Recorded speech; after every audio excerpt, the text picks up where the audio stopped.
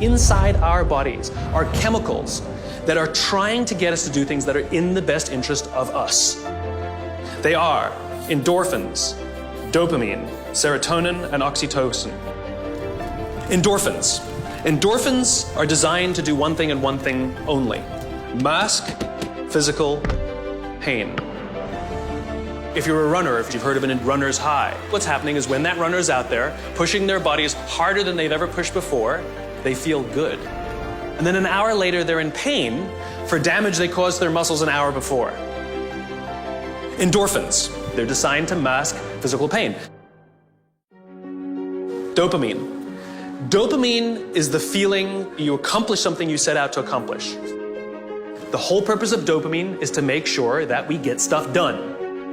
This is why you must write down your goals. There's a biological reason for that. We're very, very visually oriented animals. You have to be able to see the goal for it to biologically stay focused. And every time we achieve a goal that makes us feel like we're making progress to the vision we can see, we keep going and going and going until we achieve something remarkable. You have to be able to see it.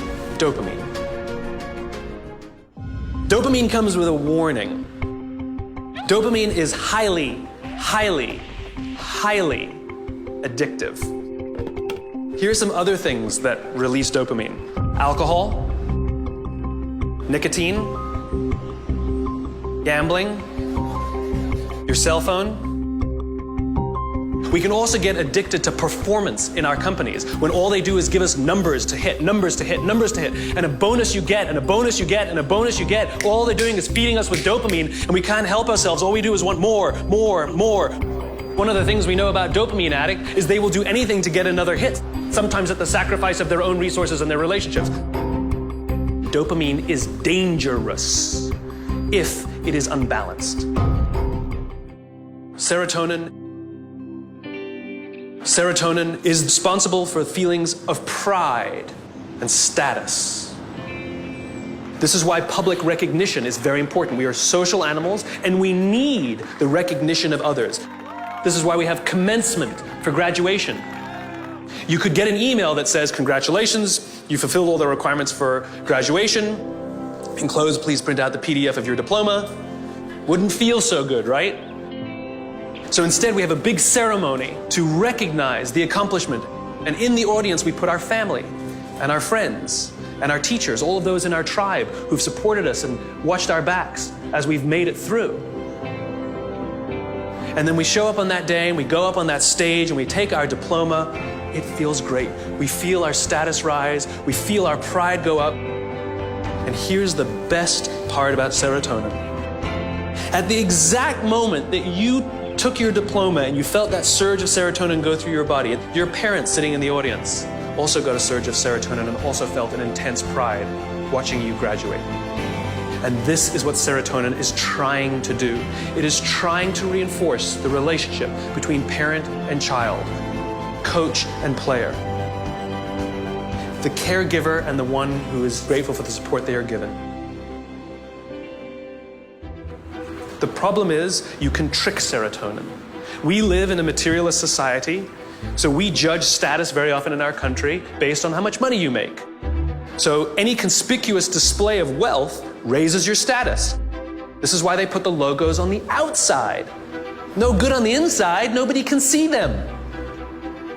So you can actually feel your confidence rise when you put on the stuff, because it's showing this display of status. It feels great. The problem is there was no real relationship that was reinforced because of it. We tricked the system. That's why we keep trying to accomplish things and accumulate more and more material goods, and yet we never feel successful because there was no relationship. We tricked it. We gamed it. Oxytocin. This is the best chemical of all. Oxytocin is the feeling of love, trust, and friendship. Oxytocin is that intense feeling of safety that someone's got your back. There are multiple ways you can get oxytocin. One way to get it is physical contact. Hugging feels wonderful. When women give birth to children, huge surge of oxytocin in their body. This is what's responsible for the mother-child bond. It's all that oxytocin in the system. Another way you can get oxytocin is through acts of human generosity. Doing nice things for people. Remember, our bodies are trying to get us to repeat behaviors that are in our best interest. And it's making us feel good when we see or do acts of human generosity so that we will do them. In fact, the more oxytocin you have in your body, the more generous you actually become. It gets better than that. Lots of oxytocin in your body inhibits addiction.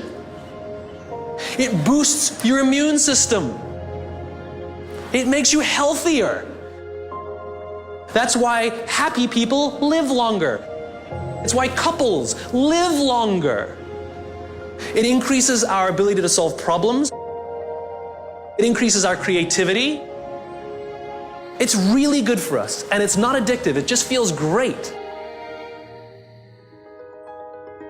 There's one more chemical I haven't told you about. Cortisol. Cortisol is the feeling of stress and the feeling of anxiety. We share these chemicals with all the social mammals. Cortisol is designed to keep us alive. It is the first stage of fight or flight. It makes us paranoid. It makes all of our senses hyper-attuned to look for danger. It injects glucose into our muscles to make us stiff and ready to go in case we need to fight or flight. It increases our heart rate like crazy. Cortisol, to get all of that extra energy, it needs to shut down non-essential systems. So it shuts off things like growth. You don't need your fingernails to grow at that moment. It shuts it off. The other thing it shuts off is our immune system. Don't need it in that moment. The problem is you're not supposed to have cortisol in your system all the time. You're supposed to have it in and then gone. One of the things cortisol does, it inhibits the release of oxytocin. Biologically, if you work in a high-stress environment where you don't feel safe, you are biologically less empathetic and less generous. Alcoholics Anonymous has been highly effective for decades. Alcoholics Anonymous knows that if you master all 11 steps, but not the 12th, you will drink again. The 12th step is the commitment to help another alcoholic. Service. Service to another. Oxytocin wins. Serotonin wins. The more we look after each other, the safer we feel, the more we feel like we belong, and the more we will work together to confront the dangers outside.